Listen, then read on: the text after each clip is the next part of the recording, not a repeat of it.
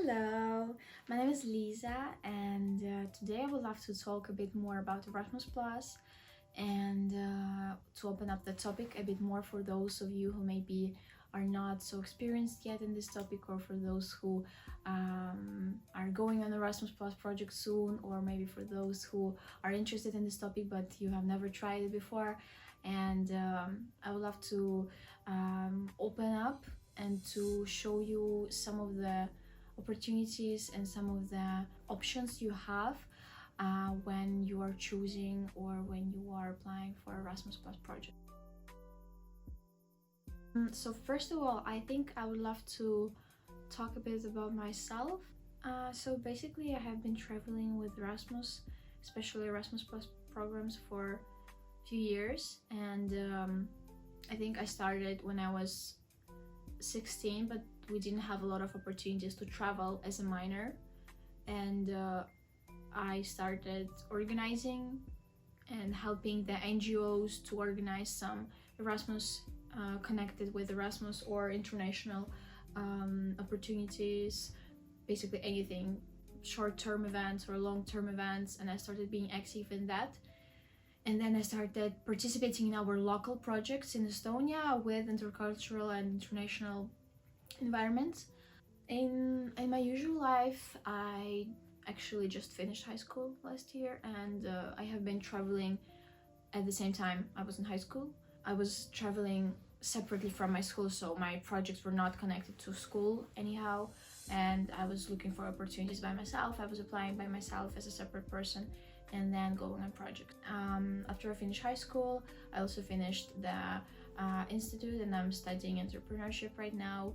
So I'm kind of in the middle of understanding what's happening with my life, and projects actually influenced my way of understanding this world and of understanding how I want to be and where do I see myself in life.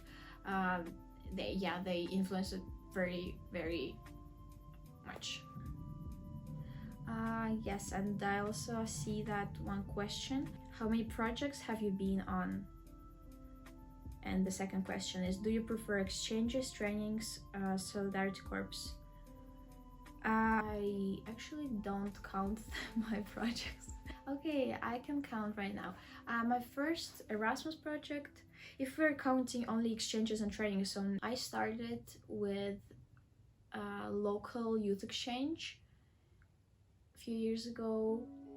It was my first one in Estonia. The topic was hiking. Yeah, the second one was when I got 18, I went to Greece. The topic was about upcycling, I believe. Yeah, upcycling, sustainability, and in the end we had an exhibition in one of the museums. The third project was, after that I went to Caribbean islands. It was Guadeloupe, and the topic was sustainable tourism. Then after Spain, the Netherlands, France, Hungary, and Estonia.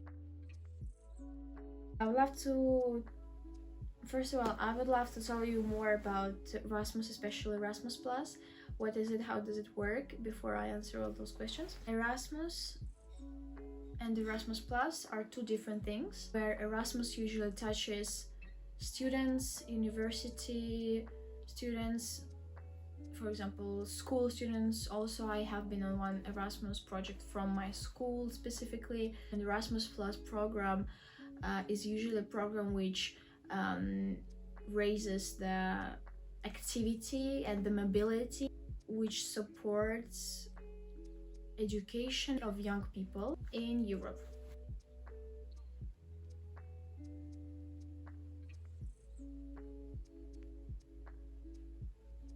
As for who is this program? People between the age of 13 years old to 30 years old, which is of course very flexible. It depends on an organizer, it depends on the project, and even if you are not fitting into this category, my personal suggestion is still to apply and to check with the organizers, to ask them if there is an opportunity for you to still go, especially if the motivation is there. Okay, so what is the difference between a training course and a youth exchange? Basically, youth exchange is a program for 1 to few weeks long. The most popular one is for around 1 week or like 10 days with departure days, something like this. Few participants from each country, they come together to meet in one country to learn something new connected with one topic. The topics can be different, it can be basically anything that you're interested in. Usually something like art, mental health is quite popular, tourism, entrepreneurship, sustainability, activism, a lot of topics that can be useful to young people and in which people are interested in and want to gain more information. Youth exchanges usually have topics which are a bit lighter and easier to understand than training courses, because training courses they have special requirements. So if a youth exchange is a program where you come for example for 1 week and meet with people, a youth exchange's goal is to exchange culturally, to exchange your traditions, your cultures, to meet new people, to learn how other people live, to see their language, to learn more about them. So they have usually a bit more free time and they usually have longer breaks and easier sessions where participants are also quite often leading and facilitating the sessions. And training course is a program which is focused on training, on learning and on providing education for professionals. Usually training courses, they have requirements like you have to be a teacher or you have to be a youth leader or a youth worker. So training courses, they usually have a very tight and very informative educational schedule, which means they have a lot of sessions, a lot of information per day. So you have to actually learn and you have to actually gain knowledge, and they usually have a bit less of free time.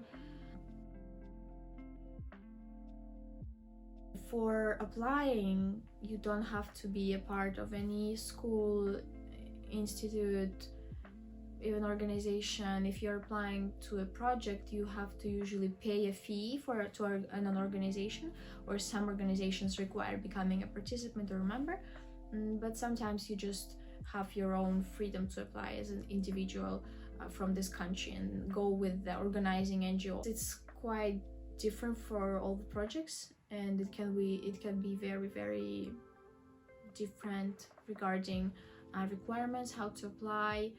In my experience, the most common and the most important thing for applying on a youth exchange or training course is to fill an application form, which basically looks like a Google form with questions like what is your name, what is your age, where do you come from, what is your motivation to participate in this project. Send an application fee if there is a fee. The fee is usually very depends on your organization and on your country, because in different countries there are different norms. For example, in Estonia, it's normal to ask for a fee in amount like 10 to 30 euros, but I think my biggest fee for project was around 200 euros. So it's also possible. Like, this is the part which is not reimbursed.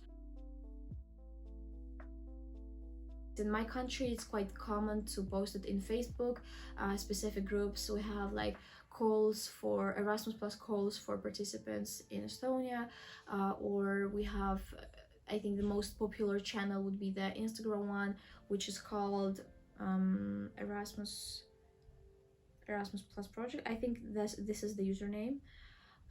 They also have a Telegram channel where you can actually click a link and check out the info pack. You can also check the Salto Youth website. The info pack is the thing which helps you to understand what is project going to be like, what can you expect from the project, how will the venue look like, how will the schedule maybe look like, or how will you be living together, which rooms, which activities will you have, and basically all the information about the project and which you need. The reimbursement means that you're getting all the money back for your travel expenses, for your flight tickets, for your bus tickets. Sometimes you are getting reimbursed for your insurance, which is quite rare, but I've seen some cases like this. For both youth exchanges and training courses, the food and the accommodation are always provided, which means you usually live in a common space or in a hostel or in a venue, hotel, anything. Yeah, the food is covered, so you're getting meals. Meals should be provided either by a cooking team, by yourself. Either in youth exchange, it's quite popular that you are going to go by yourself with a team, so like you're going to have a schedule. However, on training courses usually have more funding and they have more opportunities and possibilities to give you better food, better accommodation. Accommodation and food are covered, and the travel expenses are being reimbursed to you after. Why is that happening? Basically, the money comes from the European Union's budget. Basically means that your traveling is not free. Your traveling is funded by the taxes you pay. I don't know, because like I feel like it really depends on my goal. I prefer training courses because that's where I am in life right now. So I kind of search for more information and I search new opportunities, new topics, and also deeper connection, because I felt like on youth exchanges it's the vibe is easier, but on training courses the vibe is more deep, and the people who usually go to training courses are very aware either of this topic or are already professionals in their own field, which is very interesting for me. So I really like that I can connect with more like-minded people and people who are somehow connected with the topic I'm interested in. And Solidarity Corps, I've never been on. I was thinking about going on the Solidarity Corps project this year, but I don't know, I'm not here yet. Next question. The best advice you can give to someone on their first Erasmus pass? I would just suggest you to be present, because the programs, youth exchanges and training courses can be quite overwhelming and quite intense, which I understand. And it's of course very important to maintain a balance between your comfortable state and between your breaks and between your working time maybe, and to actually understand the balance. And when you maybe feel a bit tired or sick, when you want to go to sleep or do you want to party more, it's very important to feel your balance and your boundaries with other people especially. But it's an amazing playground where you can just explore how you feel and how you interact with people.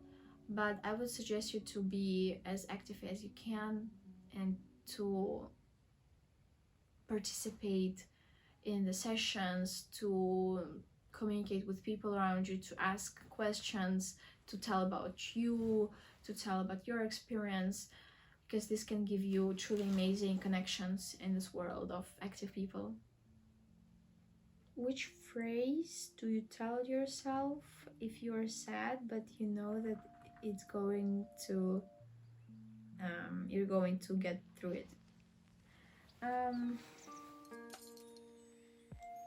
I I feel like I have the whole approach of how I accept the situation, how I live with them, especially on Erasmus, because Erasmus is kind of like a second world you live in. Like, it's not your usual world. It's a place where you go for a specific amount of time with new characters, with new places, and you live there with them. One of the biggest advices and one of the like the attitude that really helps me is to actually understand how do I feel in the moment, and to understand that all of the things that are happening right now and all of the opportunities I will most likely have in the future too, and so I'm not afraid to miss the opportunities. So I'm not afraid to let go of the night parties if I'm too sleepy, or I'm not afraid to not go to a certain place because I'm sick or I'm tired. And it's important to feel the balance between the group and yourself, and to find your own place in this group. Like, one thing I also do is I tell myself that there will be me in a year from now living perfectly fine, not in this moment. So kind of like this kind of like bringing more realistic side, and not just being fully focused on the problem, for example, but being more open to different opportunities and different periods of time. So like, there was me in the past, there will be me in the future, and I know that in 1 year I will be happy, and this maybe this sadness or this pain you're going through, this will go, you will just let go of it, because like, there is no chance, if it's not something dangerous, I mean, there's no chance that you're not going to go through it, because like, even if it's sad, even if it's hard for you, even if it's connected with the communication and people, which can be quite hard for me too, there is no way you're not going to get through it. Okay, so I kind of feel like it's getting a bit too long, so if you have any questions or any things you want to open up a bit more, or you have something else to say or to add to this video, please share it in the comments. And I'm not sure how much of information I gave here and how much of information I can give more, so maybe there will be a part 2 or something similar. So yeah, I really hope this could help you to step into this amazing world a bit, and I hope it could help you to understand a bit more what is Erasmus, what is Erasmus Plus, how does it work. And yeah, thank you so much for watching. I hope you enjoyed and have a wonderful day.